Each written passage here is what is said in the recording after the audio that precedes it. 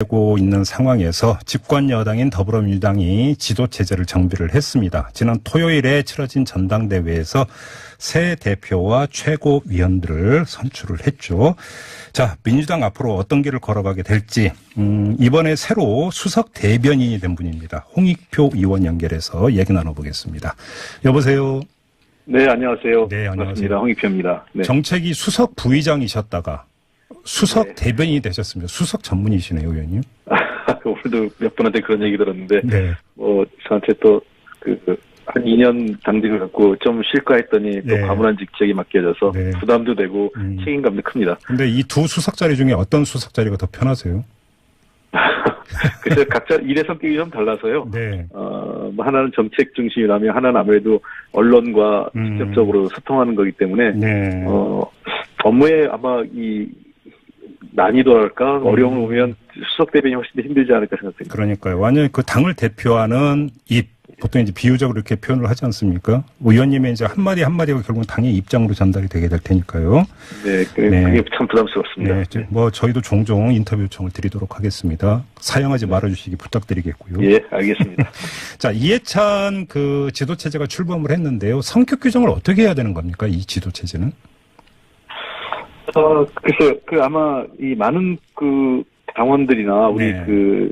지지자분들께서 문재인 정부와 더불어민주당이 이제 좀 위기 국면 네. 맞은 거 아니냐 이런 인식을 좀 갖고 있는 것 같습니다. 그러니까 정권이 들어선 지 이제 1년 반 정도, 네. 1년이 좀 넘어가면서 네. 지지율도 조금 하락하고 그렇죠. 또 뭐랄까 당 정책에 대한 국민적 신뢰나 이런 거에를 다소 네. 좀 더 적신호까지는 모르겠는데 약간 좀 노란불이 켜진 거 아니야 이런 우려가 안팎에서 있거든요. 네네. 그래서 아마 그런 위기 국면에서 뭔가 강력한 당의 이 리더십을 발휘할 수 있고 예. 당청 간의 원활한 소통을 해서 개혁을 다시 한번 추동해 갈 수 있는 그런 리더십이 필요한 국면 아니었나 생각됩니다. 근데 리더십과 관련해서 지금 뭐 여의도나 언론 쪽에서 많이 나오는 이야기가 이해찬 새 대표와 문재인 대통령 간의 관계 있지 않습니까?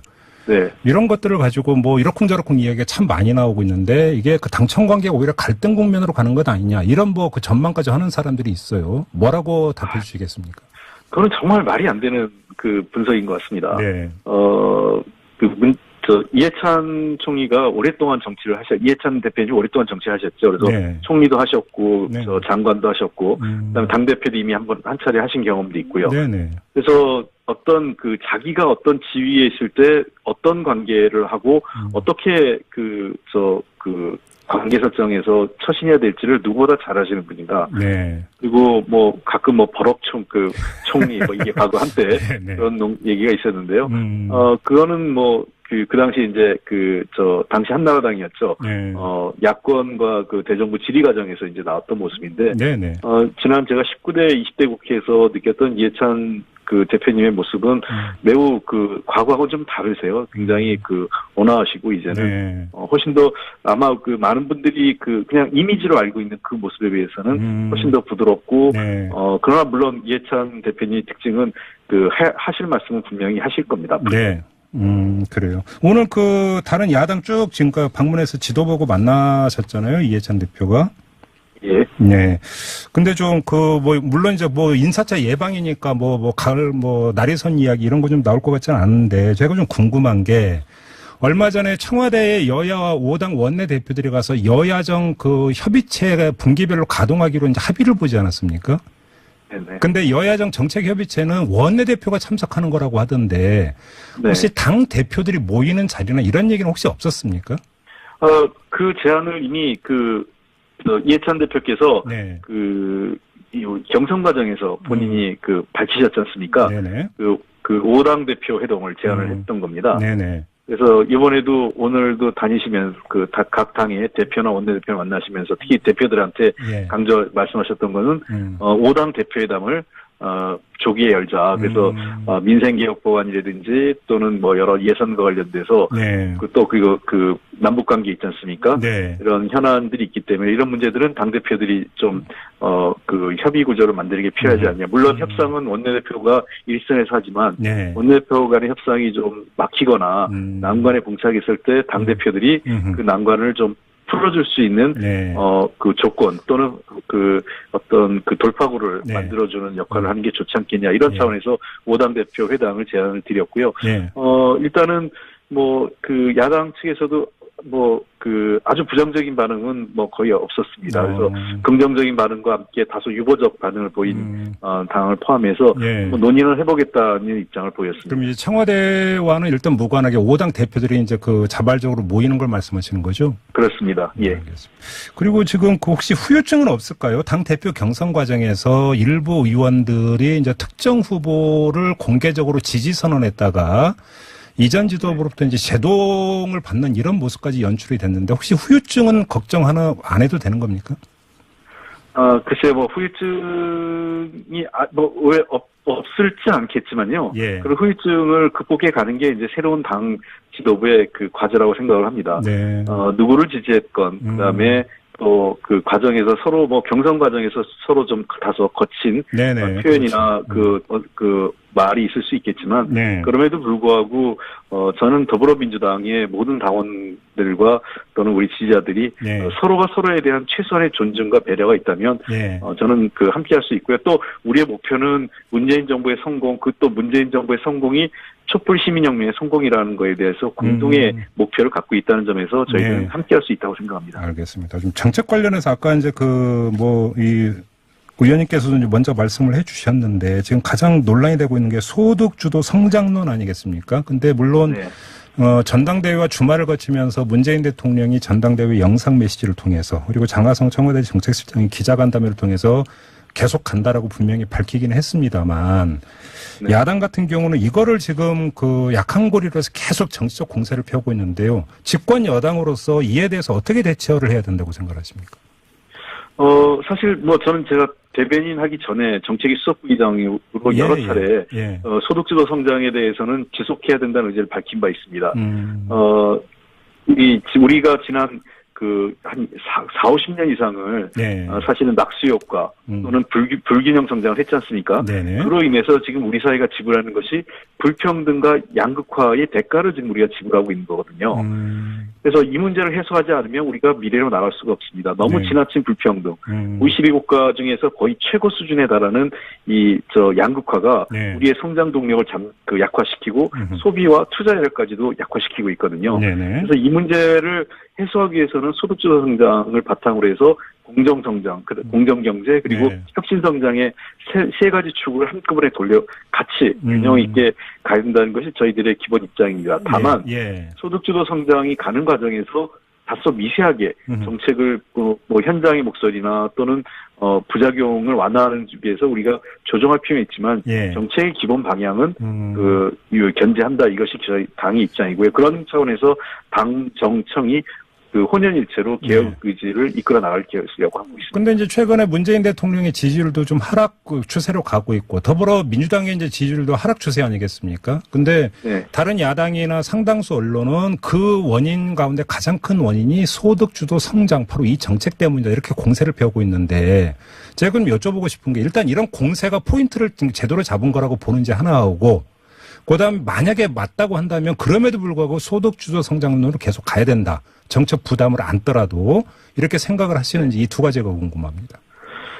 아마 야당과 일부 보수 언론 등을 중심으로 해서 그 분야를 공격을 하고 싶을 겁니다. 왜냐하면 첫째는 지난 특히 이명박 박근혜 정부 시절에 우리 경제가 거의 망가졌거든요.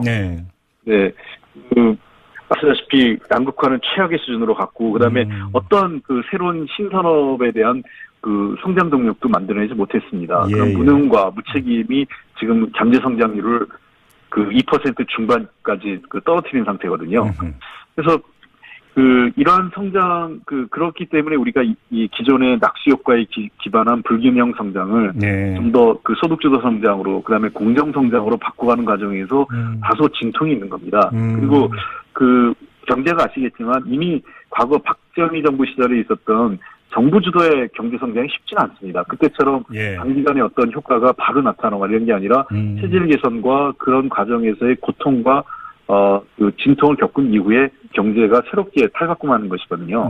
그런 과정을 저희는 겪고 있다고 생각하기 때문에 이러한 고통과 다소 그 어려움을 적극적으로 활용하고 싶을 겁니다. 야당 입장에서. 예. 그래서 그렇지만 우리가 이걸 지속해야 되는 것은 이렇게 가야만 대한민국의 미래가 열리고 그다음에 이 경제의 우리가 성장의 동력을 여기서 찾을 수 있다고 생각을 합니다. 그리고 두 번 더 중요한 것은 성장 이전에 사실은 사람이 최소한의 삶의 기본권을 보장받아야 되지 않겠습니까? 네네. 저는 소득주도 성장이라는 것이 자꾸 이제 그 소득주도의 성장의 방점이 찍혀 있어 그런데 그렇죠. 그것은 예. 최소한의 저희가 최저임금이라든지 또는 사회적 복지 확대를 통한 사회적 지출을 줄여나가는 저소득층의 지출을 줄여나가는 가장 큰 핵심은 최소한의 인간적인 삶을 보장하는 데 방점이 네. 찍혀 있는 것입니다. 네. 그런 측면에서 저희가 소득주도 성장에 따른 부작용은 정책 교정을 통해서 최소화하거나 보완하는 한편 보완해 나가겠지만 네. 그런 기본 방향은 흔들림 없이 일관되게 국민들을 설득하고 소통하면서 추진해 나가려고 합니다. 지금 의원님이 잠깐 말씀하셨길래 저도 한번 그 전부터 이제 이거 어떻게 봐야 되나 싶은 생각이 들었던 게 소득 주도 성장론이잖아요. 근데 예. 그 이름을 붙이는데 네이밍을 하는데 성장이라는 단어가 들어가다 보니까 이걸 공격하는 쪽에서는 이전에 어떤 성장 이론을 가지고 자꾸 공격을 하고 있거든요, 정치적으로. 혹시 그렇습니다. 이 네이밍에 대해서는 어떻게 평가를 하세요? 이게 뭐 다소 그 당시에 이제 대선 캠페인 과정에서 네. 이 성장 담론 이게 우리 사회에서는 사실은 성장 담론에 거의 중독돼 있는 사회죠. 네, 그렇죠. 예. 모든 것이 성장을 위해서 희생해도 좋다는 인간의 삶도 성장을 위해서 희생해도 좋다는 정도가 돼 있었기 때문에 네. 사실은 당시 정책 준비하는 과정에서도 문재인 캠프에서도 예. 그런 소득주도 성장론, 그러니까 우리의 성장 정책을 보여주려고 차별화된 성장 정책, 경제 정책을 보여주려고 하다 보니까 예. 거기에 성장을 붙이게 된 건데요. 네. 사실은 소득주도 성장이라는 것이 적절한 표현은 아닙니다만 지금 우리가 그 담론을 좀 계속 지속적으로 설명하는 것은 네네. 소득을 어느 정도는 기본소득을 갖춰주는 것이 지속 가능한 성장을 가져올 수 있다는 측면에서 네. 소득주도 성장론이 또 아주 틀린 얘기는 아니라고 저는 생각합니다. 알겠습니다. 한 1분 정도밖에 안 남았는데 이 연장선상에서 지금 불거지고 있는 논란이 뭐냐면 통계청장 교체 배경이거든요. 네. 지금 그 야당에서는 이 소득주도 성장론을 뒷받침하기 위해서 통계를 조작까지 하려고 청장을 바꾼 거 아니냐 이런 주장을 하고 있는데 그거는 정말 말이 안 됩니다. 진실이 뭐예요? 교체 배경이 뭡니까? 아니 그리고 차관 인사는 정기적으로 이루어지는 거고요. 예. 그렇게 되면 우리가 차관 바꿀 때마다 경질 인사라는 얘기가 나올 텐데. 예. 예를 들면 어제 임명했는데 한 몇 개월 만에 3, 4개월 만에 네. 바꾼다면 어떤 책임을 묻어서 경질한 거겠지만 네. 1년이 넘게 하신 분들은 사실은 보통 우리 차관 인사 한 1년 내서 한 1년 반 정도 그 기간을 갖고 차관 인사를 하고 있습니다. 네. 그래서 정기적 성격의 인사를 했다고 보고요. 네. 그리고 아시다시피 지금 대한민국 사회에서 통계청장을 바꾼다고 해서 통계를 정부 입맛대로 조작하거나 이렇게 바꿀 수 있다는 것은 불가능합니다. 네네. 저희는 그럴 생각도 없고요. 네. 그래서 다만 이번 새로운 통계청장이 이런 고용이나 복지와 관련돼서 전문가이기 때문에 네. 그런 부분의 분석을 좀 잘해서 정책 방향에 도움이 됐으면 하는 기대를 갖고 있습니다. 알겠습니다.